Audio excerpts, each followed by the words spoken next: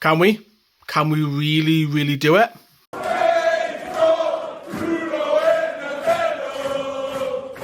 Hope you're doing all right, everyone. Welcome back to another video here on Newcastle Fans TV. So, this is a theory that I'm throwing out. I've seen this on social media. Some of it makes a lot of sense. I'm not in the know. I'm not an architect. I'm not finance expert or anything like that. But with the troubles that Gateshead have got, an absolute shocking decision, by the way, by their own council to find alternative solutions to run International Stadium, as Gateshead are cutting back, the council that is, are cutting back on budgets. Now, what this means is that Gateshead have been denied access at the time of this recording.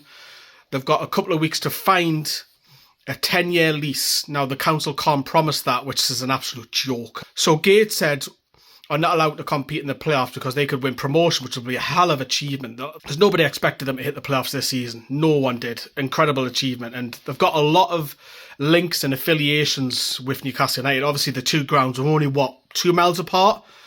A lot of people who go to Gateshead games are Geordies themselves. There's a small minority come from the Weir side, but largely 95% of their fan base comes from the Tyneside region. And my theory is, and look, tell me if I'm wrong, what do you suggest?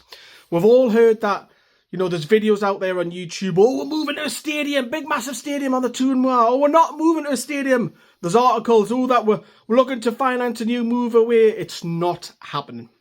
It is not happening anytime soon, period. We're not moving to a new stadium anytime soon. That is another question for another day. I don't want that. I want to stay at St James's Park. So this is my theory. So, we've all seen videos of what St James's Park could look like if we were to expand it. And this is where I'm heading down this route with this theory. Comes back to Gateshead in a minute. So, a bit like Spurs, when they built their new stadium behind White Hart Lane, Spurs had to play at Wembley. Could, in theory, if Newcastle were to expand the whatever side of the stadium, which will please support us, you'll get more seats in there, more revenue for the club. Now, we all know ticket sales aren't the end and be all, despite having an increase recently of season ticket prices next season. It's a small portion now of Premier League clubs.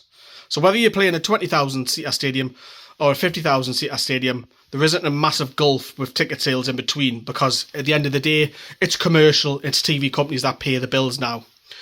So if Newcastle were to purchase the land at the Gateshead International Stadium.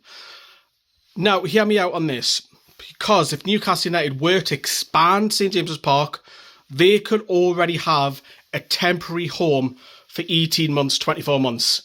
Now, at the moment, the state of the International Stadium is, it's just not a football stadium, period. I've been there several times. It's an athletics track. It's not a great place to watch football. So my theory is, if Newcastle want to expand St James's Park, they could move to the International Stadium if they've bought the lease. One, it'll secure Gateshead's future. Tick. They're going to be happy. Newcastle, they don't have to help Gateshead out. Let's not kid ourselves. But the two alliances are that there's both Tyneside clubs with only River separating the two. However, we shouldn't really look into that. Newcastle need to look after themselves first.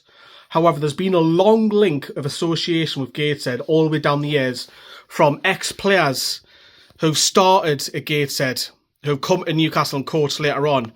We've loaned out a lot of under-21s. A lot of the lads, free agents, go to Gateshead. You look recent years, Mike Williamson, coach of Gateshead. Now it's Rob Elliott, both on Newcastle's book the last 10, 15 years. So, a lot of links between the two clubs. So could Newcastle temporarily build a small stadium? Now, I'm not talking the glitz and the glamour of having the state-of-art facilities. It could literally be a makeshift stadium where you build it. It literally just seats, that's it, going around 30,000, 40,000 maximum. Can you go higher? I don't know. Again, I'm not an expert. I'm throwing the theory out there. What that would also could do, Newcastle move in to Gateshead for 18 months, however long it takes to expand St James's Park. It means that there's no new stadium, which is what a lot of fans like me want, especially local lads and lasses. Let's not forget the lasses. And speaking of the lasses, what you could also do, you could make the under-21s, that could be their permanent home going forward, playing at Gateshead International Stadium. Currently not at the moment, no. But if you were to build it, yes, because in the meantime, whilst Gateshead Stadium is being built, they could also play at St James's Park, or even at a push going to Kingston Park. Maybe that's a little bit further out, I don't know. But that's an idea that Gateshead could come over whilst Gateshead's temporary stadium is being built. And who knows, it could be permanent stadium. It could be, I'm just throwing it out there. The Lancers obviously have done fantastic well. They're obviously professional. The last 2 seasons, back-to-back promotions with Becky Langley, sensational. Kingston Park is a fantastic venue. I think it's a really good venue. But for the Lancers to also have their own stadium, ticks a box, doesn't it? You've got the under-21s, you've got Gateshead, and the Lancers all playing at the same stadium. And again, it doesn't have to be state-of-the-art, like, wow, look at Spurs' stadium. It doesn't have to be quite like that at Gateshead. But it could be like a 30,000 or 40,000 with the idea of expanding and making the facilities better. Hey, if they've got the idea of just going straight in, saying, right, we're going to make a state-of-the-art 30 to 40,000 seater stadium in Gateshead. This is ours. It's going to have a training complex next to it, whatever.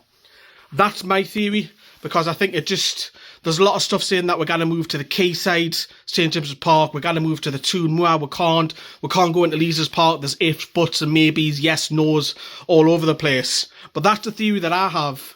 One, it secures Gateshead, it secures the under-21s for stadium, I think it's better for them, and also for the Lancers as well, they can call it a home. I know it's not Newcastle, but you're only talking like a mile off the quayside and 2 miles between the two grounds.